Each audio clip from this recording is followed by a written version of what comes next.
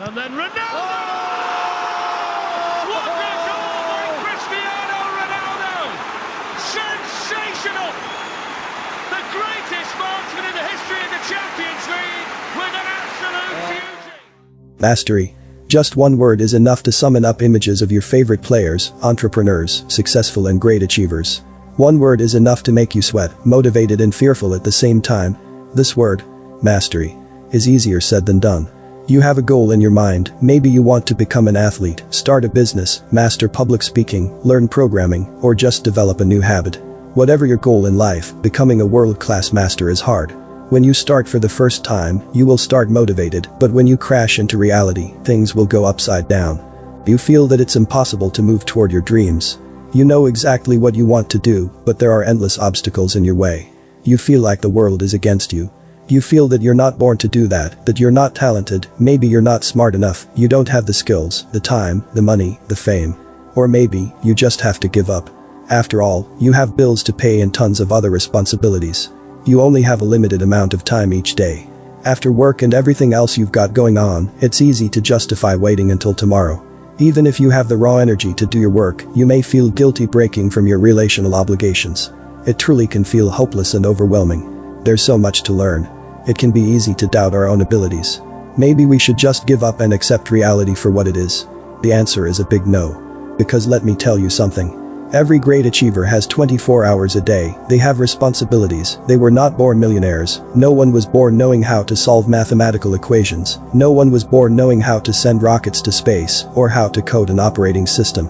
Instead, they had a long breath and a willingness to learn. This is the secret of mastery.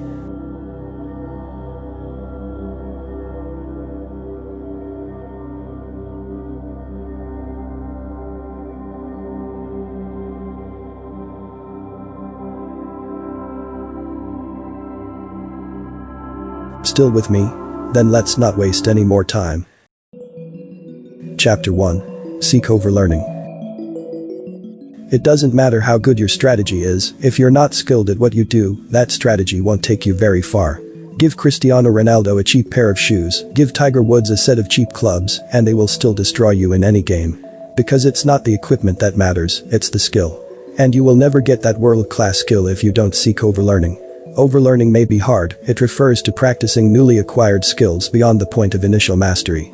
This is the point where 99% of people never get to. Because it's boring, and it takes time and effort. But only those who go out of their comfort zone will reach mastery. When you want to learn something new, whether it's a new language or even standing backflips, you have to practice. Once you get the hang of it, you can hopefully do what you learned the next day.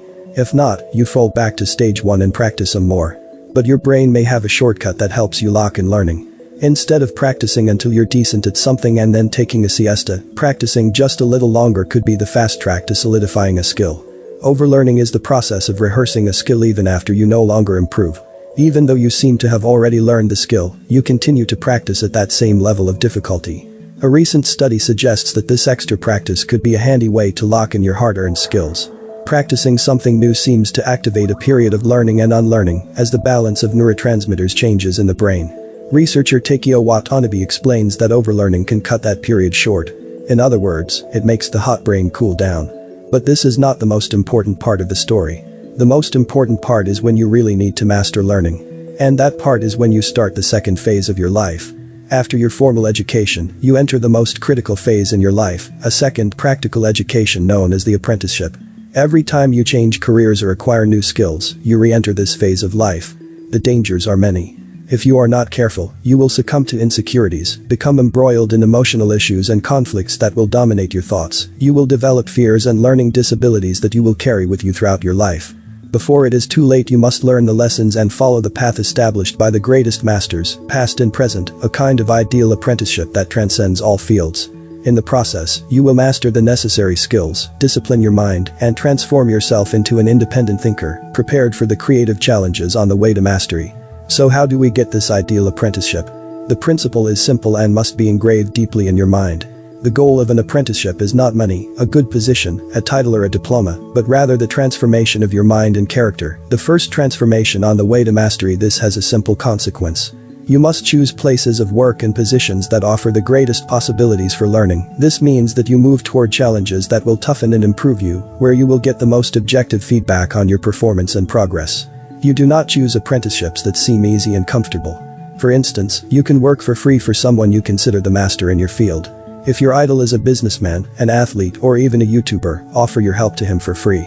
Tell him that you can help him do the boring stuff in his daily routines like cleaning the field, checking the script, or anything you think can be helpful. You have one goal from this: to learn from the best. And this leads us to the next chapter.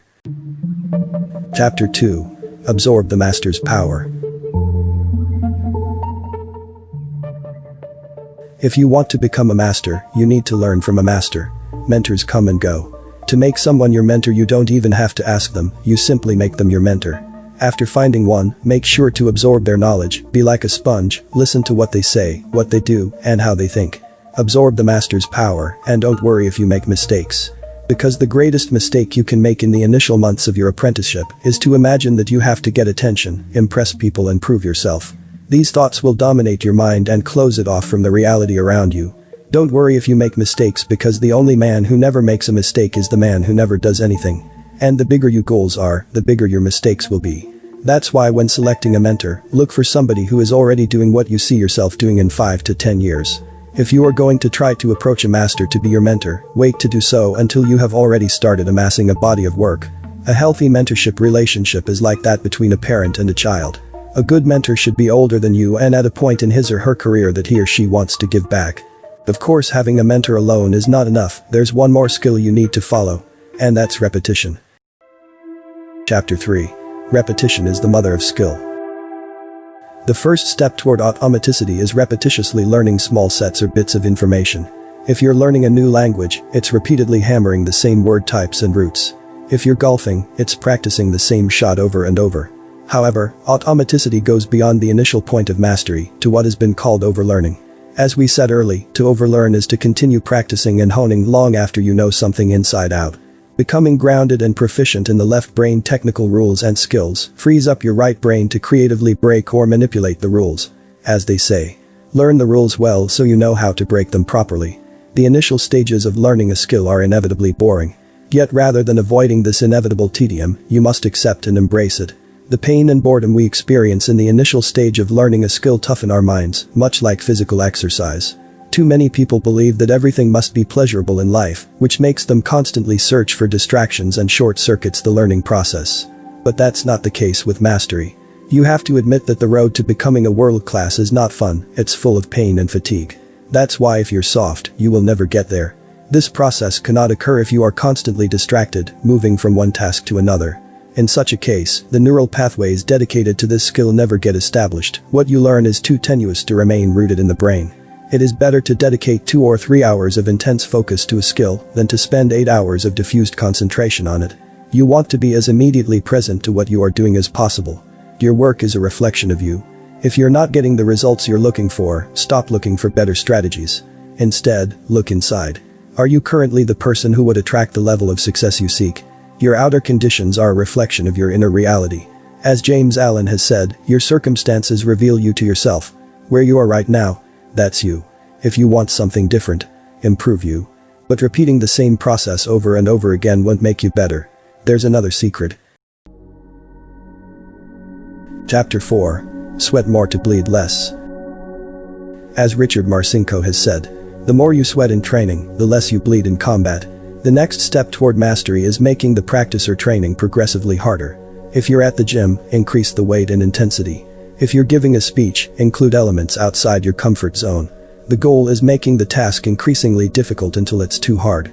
Then you drop the difficulty back down slightly to remain near the zone or threshold of your current ability. The process is all there. Results come and go. And it's never been about the results. Success is inevitable. Success comes easy because it's the last thing on your mind. You already know it's going to happen. The work itself and becoming better and better at it is what drives you. It almost doesn't matter what you're doing. It's why you're doing it that matters. The what can and does take many forms. Don't over-attach to one role. Whether you're a leader, writer, athlete, parent or employee, the what doesn't matter. Why you do it and subsequently how you do it is what matters. Hence, how you do anything is how you do everything. When you are in love with the process, you seek feedback, mentoring, and coaching, even when you're at the top of your game. You surround yourself with people who aren't afraid to tell you the truth. You avoid people who suck up and only tell you what they think you want to hear. Those aren't friends. They have an agenda. Self-transcendence comes from collaborating with others who are driven by a greater and grander vision. When the whole becomes fundamentally different than the sum of its parts. When the work is the reward. Going beyond anything you've ever imagined. Complete openness to the possibilities. Unless you're continuously improving and working with better people, you'll never realize this. When you hone yourself, your work, and you produce, opportunities will come. They won't help but come. Because you're a magnet, pulling them in. The mastery mindset is based on challenging yourself. Always go beyond your limits. Try making the training more difficult while adding a time restraint. For example, when writing an article, give yourself a shortened timeline to do it in. Your focus should be the process, not the outcome of this. Quality over quantity. Adding a timeline forces you to work faster while at the same time it requires you to think about the time, which loads up your working memory. Chapter 5. Conclusion. This was a long video. But as you have noticed after watching this video, mastery is not for the soft. It's not an easy process because there are no shortcuts. Don't believe any of the fake influencers who promise you to become an expert in 3 or 6 months. So if you want to reach the point of mastery, take a deep breath and go for it. Because it's going to be a long road. And every month, set aside some time to evaluate your progress and think about how you could push yourself further. Some of these goals are accomplished in a few minutes, and others simply won't be reached in less than a year. It's comfortable to focus on the areas where you are strong in your day-to-day role. But by emulating the masters, you can go beyond mastery in your craft. By avoiding comfort and seeking out continual improvement, you too can skyrocket your true potential. And before letting you go, here are 8 quick tips to put in mind. 1. Seek overlearning. Becoming aware of the struggle is the first step. You need to fully acknowledge that you are a student and your ability is limited. 2. Accept the pain period. Once you become aware of the pain period, you need to accept it. It's important that you understand this part is necessary. If you can't accept these tough times as a necessity, then it will be too easy to quit. Just know that these tough moments are going to shape you. They are where you grow and improve. 3. Absorb the master's power. As Benjamin Franklin has once said, tell me and I forget, teach me and I may remember, involve me and I learn. 4. Measure progress. To truly understand how well you are doing, you must measure your progress. Find a metric that fits your new skill. For example, if you are starting a blog, you could measure your email subscribers. If you are training for a marathon, you could measure your distance ran. Whatever metric you decide upon, make sure you record it diligently. Only measure your progress against yourself. Never measure yourself against other people's progress. 5. Enjoy the small wins. If you acknowledge small wins, you will never lose sight of how far you have come. By measuring progress, these small wins will be much easier to recognize. The small wins are the fuel to keep you going. Keep note of these and truly see how much progress you have made. 6. Appreciate the journey. The end result of anything is never as awesome as the journey itself. Plenty of people aspire to make $1 million, but very few people truly find joy once they hit that magical number. What most of these people find is building up their business to hit that number was really where the joy came from. Your journey is no different. Embrace the obstacles. Embrace the plateaus. Love every second of the process because the end result is an afterthought compared to the journey. 7. Do it until it becomes beautiful. Once you have overcome the pain period, you will start to see things from a different point of view.